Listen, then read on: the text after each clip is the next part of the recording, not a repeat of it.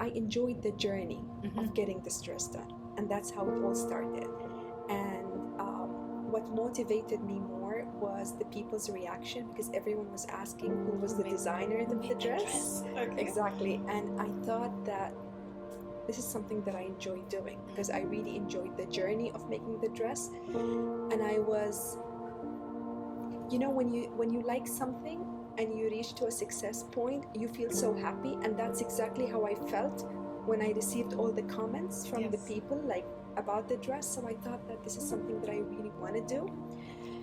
And that's how it all started. The family is a priority. True. And for me, it's the number one priority. If at any stage I would feel that my work would harm my family in any way, then the family comes first. The path from dream to success does exist, as you'll find out from our guest today here with us.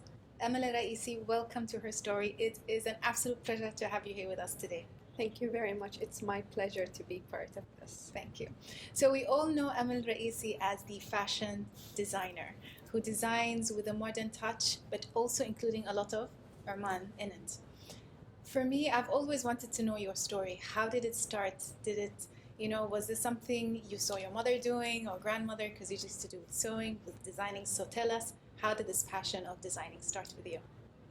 Well, I never thought at any point that fashion will be a career for me. I always loved working with fabrics and colors, but I just thought that this was a hobby. Okay. It all started when I was getting married. I was looking for the right henna dress, and I had something particular in mind, but then I was not able to explain it to, different designers here. And back then we didn't have much of designers. Like, basically they were workshops and tailoring shops, and not really like designing houses. So just to interrupt you a little bit, back then you mean how far back? Back in 2005, 2006. Wow, okay. So I've reached to a point where I thought, okay, I'll take the risk. I have the design in mind, and then I'll try to work with different workshops to execute the design. And that's what happened. I had certain embroidery and beadwork in mind that I didn't see anywhere in Muscat, so I had to travel to India to get the dress done. And I enjoyed the journey of getting this dress done, and that's how it all started.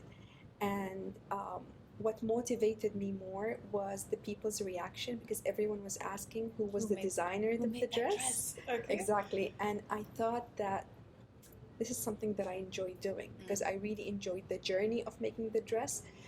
And I was, when you like something and you reach to a success point, you feel so happy. And that's exactly how I felt when I received all the comments from the people, like, about the dress. So I thought that this is something that I really want to do. And that's how it all started. So at that point, you were not like working somewhere? No, I was an employee in the Ministry of Commerce and Industry. MashaAllah. But I worked in the ministry for 3 years after graduation. Okay. And then I realized that that was not my place. And I decided that I was going to resign. Not for fashion. I thought I would resign until I find the right job. Okay. And throughout, like, the journey of looking for the right job, I would do some fashion. So it was like an on-the-side thing. Exactly, to entertain myself, because I'm a workaholic person and I cannot stay doing nothing. Exactly. Like spending your time watching TV. Exactly. So doing fashion I thought for short term.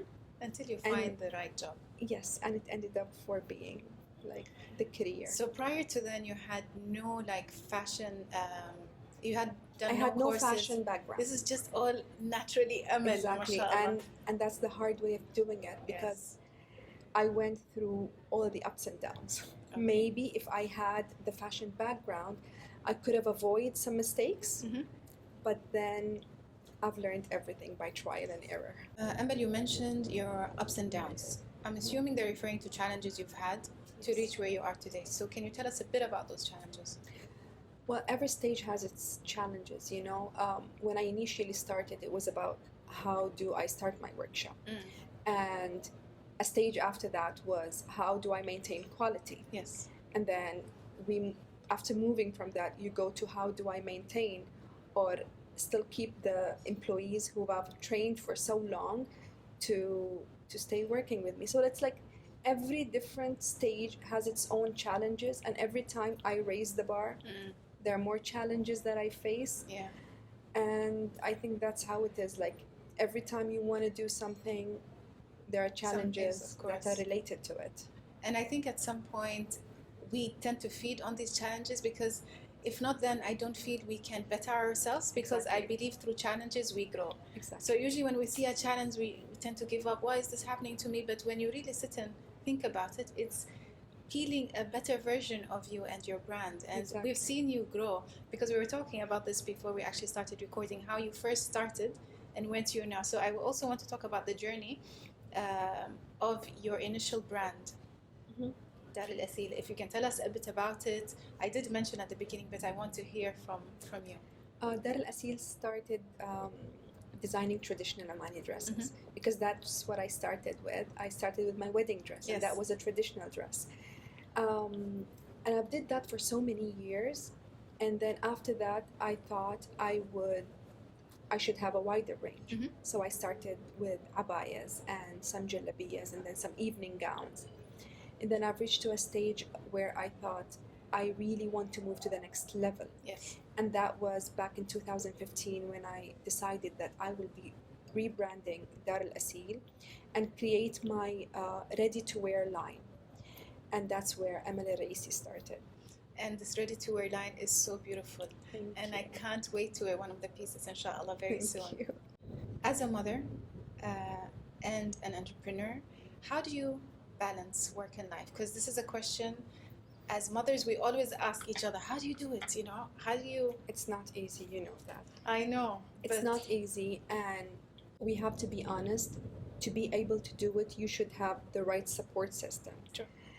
It's my husband who's my biggest supporter, the family around you. Everyone has to, I mean, it's the work of everyone surrounding you, because being a designer, I do travel a lot. I do spend long hours in the workshop, and I can't do that if I'm worried about the kids at home. Yes, true. If they're sleeping on time, if they're having their meals on time or no. So it's always either the support of my husband, my mom, my sister. So the whole family is part of this system. So what you're trying to say is the whole family is part of your success, because without them, you wouldn't. And I think it's very important to say this, and I'm so glad you did, because people don't realize it. They tend to think that it's only about them, and they cannot even ask for support. You have to be able to say, look, I want to do this, I need help. You can't work alone. You can't, but this is, I feel, unfortunately, what one would start doing, and then... Because the family is a priority. True. And for me, it's the number one priority. If at any stage I would feel that my work would harm my family in any way, then the family comes first. Okay. And I do have a very supportive husband, and it's because of him, because he believes in what I'm doing, and he is a great supporter.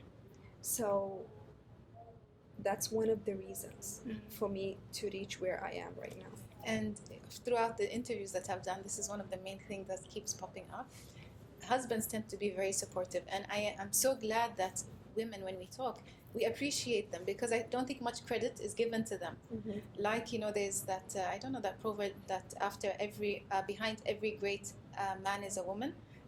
Same applies to women. Behind every great woman is also a man. Exactly. So I'd like to just we support each other. Whenever he's busy, I make sure that I'm there with the kids. So we make sure that both of us, we love our jobs, but then the family comes first, and we take turns. So it works. Whatever works, I guess, for you, and mashallah, it seems to be working very well. You recently won an award, and we are so proud as an Omani to see you. And for me, the question would be now is, what's next for Dar Al Aseel? What should be waiting for? I would love to see you internationally known. It's beginning to be there, but I really want to see what have you got planned for that? Back in 2015, when I rebranded, I had a very clear goal that I want to reach, which is to put Oman on the international fashion map. Yes. And that has to be with continuous work at the same standard and lifting the bar every time. And this is where I want to reach. Okay. I want to take my brand as a Omani brand, which I have all my designs made in Oman. I want this to reach to an international level and be like working with all the international retailers. And I see that happening very soon, inshallah. Thank you. So, Amal, just before we wrap up, I would like to ask one final question. There is someone watching us right now thinking, I want to be the next Amal Al Raisi. They're inspired by you. So, what is your advice to them? Follow your dreams. Everything is possible, but it comes with very hard work. Never give up. With every obstacle, with any obstacle that you face, because you won't reach there without crossing these obstacles. So you have to face them, and you have to work really hard to reach out there. I think as well what's very inspiring is that you don't have to have, it would be nice, of course, if you start something having already that knowledge, but if you have the passion inside you, just like you did, you know, you can achieve your dreams, because that's exactly what you did, and you're very successful at it, mashallah. Thank you so much, Amal. It was a pleasure having you on Her Story. Thank you for having me. I was inspired, and I'm sure we'll inspire all the others watching. Thank you. I really hope so. Thank you.